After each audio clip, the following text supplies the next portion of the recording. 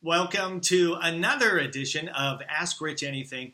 I'm Rich Amui. Thanks so much for joining me. And by the way, I just want to say thank you so much to my readers who are contacting me from all over the world. It really means so much to me, and I wanted to say thanks. And if you ever have a question about anything that's going on in my life, the writing process, my stories, anything, please don't hesitate to send me an email to rich@richamui.com. You can also find the contact form on my website, and thank you very much.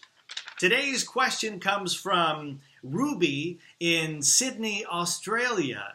And Ruby writes, "Dear Rich, I love your book titles. At which part of the writing process do you come up with the book titles?" And that's a great question because I think I do it differently than a lot of other authors.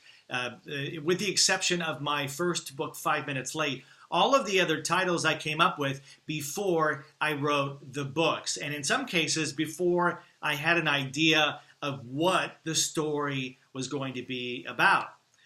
For instance, I'll give you an example. One day I was in Starbucks in line getting a coffee. There was a woman behind me. She smacked her husband on the arm and said, "Quit being so crotchety." It came to me all of a sudden, that has to be a story, Mr. Crotchety.